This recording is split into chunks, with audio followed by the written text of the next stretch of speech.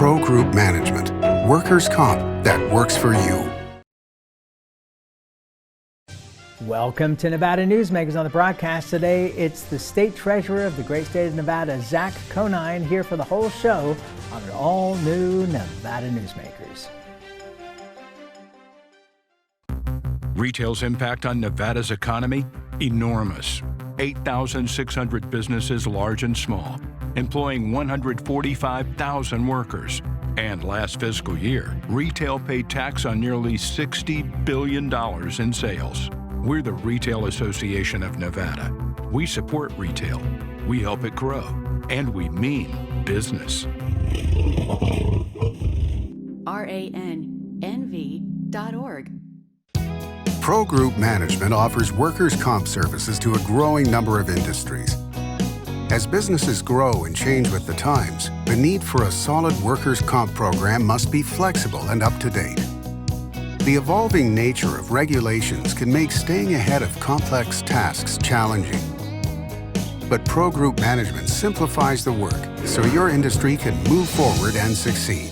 Pro Group Management, workers' comp that works for you. Truck drivers are some of the hardest working people you'll meet, delivering over 70% of America's freight and 92% of Nevada's. When there's a natural disaster, they're delivering critical supplies to help those communities recover and rebuild. Every sector of the economy and our nation's military rely on truck drivers. So let's take a moment to say thank you. On the open road or city streets, our truck drivers are rolling to make our economy and our nation stronger. Trucking moves America forward. This is Nevada Newsmakers with host Sam Shad, a no-holds-barred political forum. Now, from the Nevada Newsmakers broadcast headquarters, here is Sam Shad. And back on Nevada Newsmakers, we are delighted to welcome to the program State Treasurer Zach Conine. Pleasure to have you on the program, sir. Thank you for doing this. Of course. Thanks for having me. So, I want to start out with what happened in the last special session, but this week we have another special session staring us in the face. So let's start with the new one coming up. What are your goals, if any, to come out of the next special session? Well, it sounds like there's going to be some really important topics on the agenda. Those topics probably don't directly overlap with the Treasurer's office. So our goal, like it always is with the legislature, is trying to provide data and resources when asked. And of course, we'll be paying a lot of attention to see how we might be able to help out. All right. So at the end of the last special session, how did you feel that the issues with the budget hole were resolved? Were you comfortable with the action that was taken by the legislature? Well, I don't know if anybody is really comfortable with having to cut that many significant and necessary programs here in Nevada. I think the legislature and the governor did a great job of coming together and looking at what different programs could be, how to maximize things like federal match by putting some of that money back into healthcare, looking at innovative ways to use funding from the Coronavirus Relief Fund, which was part of the CARES Act, which is able to send now $50 million more to schools that are going to need it during the pandemic. And I was also very thankful that we were able to get bills like SB 2 and SB 4, that's the Millennium Scholarship waiver, and the line of credit or emergency funding facility passed. Those are really necessary tools for the work we do in our office. All right, so does this get us through the next fiscal year, or do you think that there is potentially still additional cuts that are going to need to be made? Well, I think at this time, unlike many, many other times in the past, the range of probabilities for what could happen is really significant, right? So we don't necessarily know, is there going to be growth in the virus? Is there going to be shrinking in the virus? Will people wear masks and keep themselves safe? Will we be out there spending money? We have a very consumer discretionary focused economy, as you know, right? A lot of dependence on sales tax and gaming tax and others. So the ability for people to go out and spend money is a real big thing for us. And what we wanted to make sure in this budget, and what the legislature did a great job of, is making sure that we've got the flexibility so that if revenues come in higher than expected, we can add back into programs. If they come back in lower than expected, obviously we're going to need to have those difficult conversations. But we also don't know what the federal government's going to do, right? And the amount of federal stimulus that's been propping up the economy, especially here in Nevada, has been significant. And understanding what that next package is going to look like and what it's going to do to continue that propping up is going to be really important. So I think the right answer to that question is, I don't know. And if somebody tells you that they do know what's going to happen 6 months from now, then I have deeply better be able to see it in their portfolio, because otherwise they are lying. One of the things that has been really shocking to me over the last several months, as we have seen the literally trillions of dollars that the Fed has poured into the economy through the Congress, is that it's upended everything that I have ever heard or understood about economics. And I am no economics major. I am just somebody who follows the news. And my understanding from people on both sides of the issue, people who are in favor of debt and people who are against government debt, have all said that because of the low interest rates and the economic situation we find ourselves in, that it is okay for the Fed to pour these trillions of dollars into the economy at this time, because there's a 30-year window to be able to pay this back at low interest rates. Do you agree with that philosophy? Yeah, it's an interesting question. I don't know if okay is the right term, but necessary certainly is, right? So as the yield curve is flattened and Treasury notes are able to be out there at the interest rates they're able to add, approaching zero, it's a fantastic time as long as there's appetite for government debt. And there is, because what you see is worldwide interest rates have fallen, right? So it's not like the United States has an interest rate deeply under other places. We're not being penalized for actions or decisions or anything else.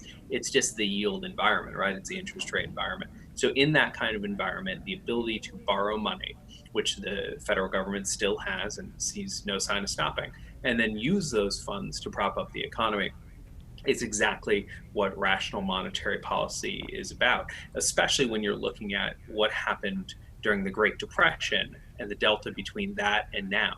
Right? In the Great Depression, the decision was made by the Federal Reserve to really tighten monetary policy, to effectively choke off the economy as a means of ending speculation. And that obviously didn't work, right? So here we're coming at it from a different place, and the federal government is using tools that they've never used before. They're using some tools that have been in the tool bag for a while to try and make sure that we've got money out on the street so that businesses have a fighting chance. And I think access to capital is always necessary for businesses, and especially at times of great uncertainty like this. Were you surprised when the Fed, and this is now several months ago, said that they were not only willing to put these trillions into the economy, but they were willing to print as much money as was necessary, but it was up to the Congress to appropriate or to approve it and then appropriate it? Yeah, and without diving too deep into federal policy, right? The goal of the Fed has always been to make sure that the economy was able to grow in a reasonable pattern without helping inflation. And there are so many deflationary pressures happening right now from a pandemic and a spending and a consumer behavior standpoint that having additional liquidity in the market is effective. You know, I joined and led a group of other treasurers in asking the Treasury to do things like start the municipal lending facility and continue pouring potential liquidity into states, cities, and counties that might need it. This is a time to pull out all the stops and do what we need to do. This is not a time to worry about 30 or 40 years in the future, specifically because we don't know what's going to happen, right? So dealing with the today problem, making sure that states have resources they need to keep people safe, that we can keep people in their homes, that we can keep people at work, that we can keep people from having to make awful decisions in the short term is an effective use of monetary policy. That's the point. If you can't, I think Assemblywoman Carlton said it right? If you can't pay your bills, why are you saving money for a rainy day? Well, a couple of different points there. First of all, we have been talking for decades. I mean, Senator Reid was on this program about a year ago talking about the fact that we had gone past the tipping point on the deficit and his great concern about where we were now. And I'm not laying blame to any of this. This is a discussion. But now you're saying, if it's 30, 40 years in the future, it doesn't matter what we do right now. But isn't that what we've been talking about all along, is not to put things 30 to 40 years in the future, and children, grandchildren, great-grandchildren are going to be the ones bearing the burden of this down the road? Well, I think we need to talk about the difference between an emergency response and monetary policy during a growth period, right? There's, in my opinion, a significant difference between putting out the fire in the house that you have right now and taking money out of fire departments when there aren't fires going on. Here's a great example, right? The tax cuts that were made by the administration over the last couple of years have done effectively nothing to stimulate the economy. That's added millions and billions and trillions of dollars to the deficit without any sort of direct impact. I don't think it's reasonable that the only time we talk about being, or at least the only time I ever hear us talking about being deficit hawks, is the time when we're trying to keep people out, people at work and people off the streets. I think the time to have those conversations is when things are good and we can figure out how to build the type of community we want. So, playing devil's advocate here, stimulating the economy, if you look at the stock market, even today, the stock market is producing astonishing returns. If you have money in the appropriate places in the stock market, that stimulation of the economy did just fine, did it not? Yeah, I think it's important to recognize that the stock market is not the economy, right? The stock True. market is a collection of opinions from thousands and millions of shareholders talking about intrinsic and potential future value of different underlying equities, right? The stock market is not the economy. And when we look at the potential eviction rates that we're looking at in the state of Nevada, when we look at unemployment, when we look at people lining up for 4 miles to get access to food and folks trying to make sure they can get COVID tests, I can deeply tell you the stock market is not the economy. All right, but you would have to agree, I'm presuming, that if the stimulus did anything, it did produce the kind of results we're seeing in the stock market. And yes, I would agree with you, the stock market is not the economy, but the economy is divided into all different kinds of silos, and that would be one of them.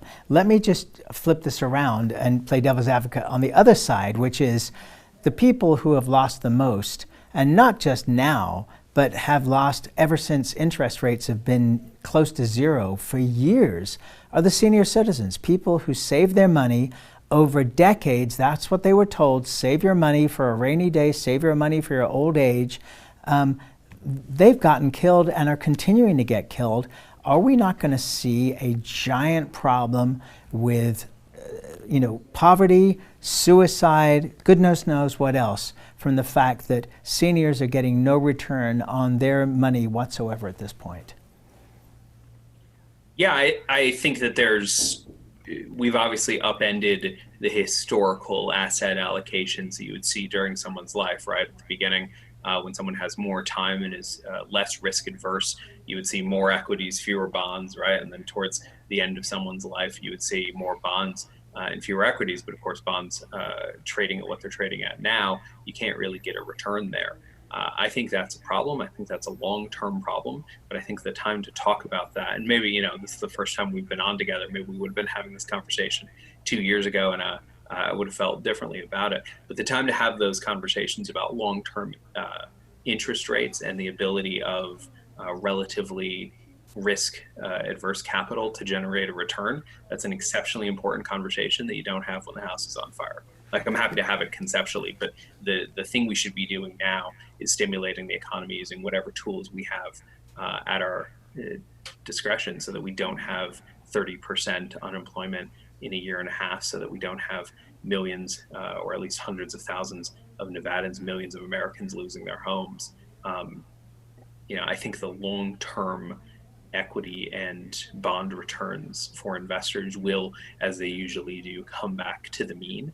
But again, I feel like we're talking a little bit about what color we should paint the house while the house is on fire.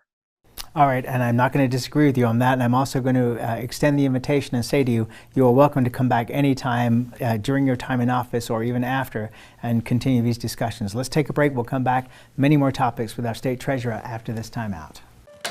Can't do it. Stupid, like my mom. We can't do anything at Mommy's because you won't pay child support. Dad said you cheated, and he's not even sure he's my dad. Mommy said you left both of us, so she isn't gonna let me see you. I look just like my father. I'm divorce attorney Marilyn York, and I may represent men, but hate has no gender, only casualties. Please, stop sacrificing your children in your war against your ex. Because of UMC, I'm putting my free time to good use. Because of UMC, she keeps me on my toes. Because of UMC and this guy, I'm here. UMC, the highest level of care in Nevada. Hi, I'm Eric Robnett, owner of Home Energy Experts. Has this ever happened to you? Honey, did you remember to turn down the thermostat? Forgetting to set the temperature? Not fun. We can help. Our new smart thermostat keeps the temperature set for your comfort all by itself. I'm feeling hot now. To increase your comfort, go to homeenergyexperts.com for details. That's homeenergyexperts.com. This is Nevada Newsmakers. And back on Nevada Newsmakers, we continue our conversation with the State Treasurer of the great state of Nevada, Zach Conine. Let's talk about what would you like to see from the federal government, because there's obviously a great discrepancy between what the House has proposed and what the Senate is proposing in terms of relief for the state. One is looking at potentially $1 trillion effect. The other is looking at multi-trillion-dollar effect. Where do you think this is going to land? Because we're in election season, and nobody's going to want to have everybody mad at them by the time we get to November. Yeah, I think as far as orders of magnitude go, I think we'll probably end up, as we usually do, somewhere in the middle, right, between 1 and a couple of trillion. I can tell you from a Nevada perspective, the things we care about most, at least I do as I look at the economy. One, expanding that additional payment, whether it's $600 or something less for a period of time for individuals who are on unemployment. I don't think enough people really understand how many Nevadans are okay with that additional $600 a month or a week, going onto their unemployment, and will not be okay if that goes away. And I don't mean in a couple of months, I mean right away, right? That is the thing keeping them afloat. That's the thing keeping them in their homes. That's the things keeping food on their tables, et cetera, et cetera. We are right on the line there. And I think that's really important. I know that our federal delegation has been pushing for additional help on the rental and mortgage assistance front. I think expanding the eviction moratorium from a federal level, right, making sure that the federal, the GSEs, the Freddie Mac and Fannie Mae continue to extend into the future would be necessary. Again, this is a hard time for everybody, but having that kind of protection there removes at least one risk off the table. I think it's important that we look at additional money for testing and tracing.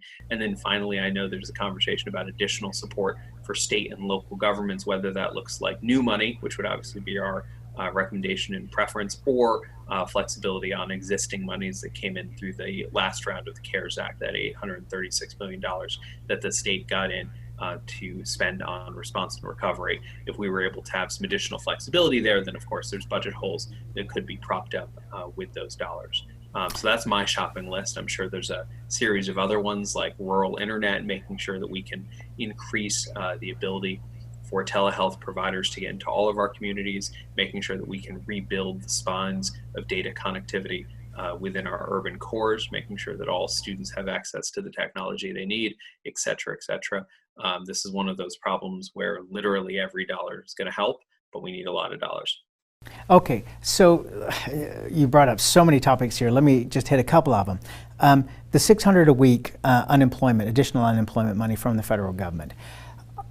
In my other life, I run an advertising agency and I have a lot of business clients, and most of them are complaining that it's almost impossible to get people to come back to work because they are at this point making more money with this additional unemployment, than they were from their regular jobs. So would you be okay with a slackening off of the amount, maybe dropping it down, initially to $500 a week or $450 a week or something like that, or some kind of encouragement to get people to go back to work rather than taking the unemployment? Because quite frankly, if I was in the situation where I was making more money being unemployed than I was doing my job, I want to be unemployed too. Yeah, to the extent that the only reason why a person isn't going back to work is because they're getting this additional dollars, and it's obviously creating a disincentive, and that's the sort of thing we should avoid. There have been a couple of interesting ideas floating out there that I've heard on that I like.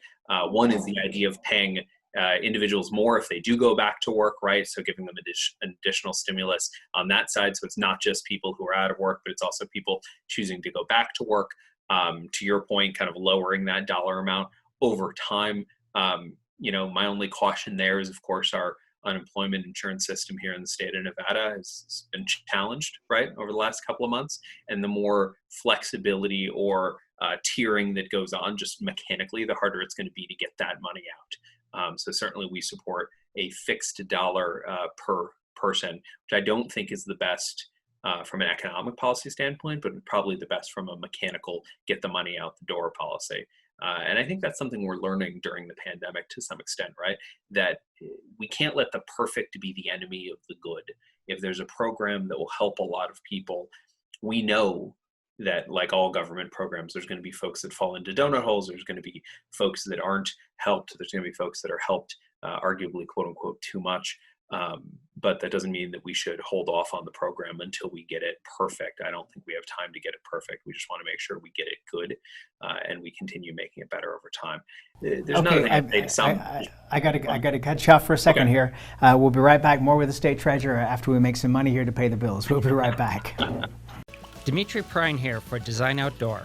Come visit Design Outdoor's store and backyard to see our wide selection of fire pits, barbecues, and pizza ovens, natural stone water features and fountains, and frost-proof pottery. Our store and backyard are located at 11600 South Virginia, just north of DeMonte Ranch Parkway. Visit designoutdoor.com or call us at 851-9499. Can't do it. Stupid, like my mom. We can't do anything at Mommy's because you won't pay child support. Dad said you cheated, and he's not even sure he's my dad. Mommy said you left both of us, so she isn't gonna let me see you. I look just like my father. I'm divorce attorney Marilyn York, and I may represent men, but hate has no gender, only casualties. Please, stop sacrificing your children in your war against your ex. Hi, I'm Dave Newman. Remember me? I used to be the house detective, and now I'm a realtor, full-time at RE/MAX Realty Affiliates. A lot of people ask me, how's the market? You know what? It's fantastic. If you're even kicking around the idea of buying or selling, give me a call. Let's talk about it. Call me at RE/MAX Realty Affiliates and just ask for the guy who used to be the house detective, Dave Newman. Everyone is talking about opioids, but they're not the only drugs that can be harmful if taken in large quantities or not as prescribed. You also need to be aware of side effects from anxiety drugs, muscle relaxants, sleep aids, and stimulants. Mixing prescription drugs with other drugs or alcohol can be dangerous. If you take Ambien with a glass of wine, it may be enough to stop you from breathing. Prescribed drugs can be just as dangerous as illegal drugs. Take medications only as directed. This is Nevada Newsmakers. And back on Nevada Newsmakers, we continue our conversation with the State Treasurer, Zach Conine. Zach, I want to ask you, you brought up evictions. And while understanding and having empathy for people that are not able to make their mortgage payments, we come to another situation, which is where people who own the properties that people are renting, they also have to make payments. And I haven't heard much about this in the last few weeks, but a couple of months ago, there was concern about the people who accept the mortgage payments, the people who then send the money on to the people who own the notes, that they were going to be in trouble if people were not making their payments. So, it seems like we need another whole line of relief there as well. Yeah, I think it's important to recognize that all of these things are ecosystems, right? Especially in Nevada, we've got plenty of residential and commercial landlords who are people, right? They're families, they're trusts. They're not large private equity companies from out of state. These are just folks, right? And that's how they conduct their business. So when we set up that $50 million residential and commercial programs, the residential program is, of course, live now. The commercial program is coming behind it. And they're also being supported by dollars coming out of Clark County and others. Those programs pay money directly to the landlords. We've also worked with a number of landlords on the commercial side and on the residential side in our office to talk to their note holders. To the extent that a landlord on the residential side, say, has a single family home that they rented out, and they have a mortgage, they're subject to and able to get access to forbearance and all the other tools available for homeowners around the country. So we've been helping them find those bits. The other thing is, when we talk to commercial landlords and note holders, some are of course more reasonable than others, but I think we're really seeing a difference between now and 2008, 9, 10, kind of that last recessionary period. There isn't this desire to create additional vacant commercial space. This isn't a time to try and, take your B+ tenant and make them an A- or an A+ tenant by replacing them. The access to capital when it comes to TI dollars, tenant improvement dollars, is really hard to come by. There aren't a lot of new businesses opening right now, right? If you shut down a restaurant because they're not able to pay their rent, you're not going to get a new restaurant in there next week. That space is going to stay vacant for quite some time. And Mr. Treasurer, we are not out of money, but we are out of time. Please come back soon. We would love to have you. I've enjoyed this conversation. Look forward to having more with you.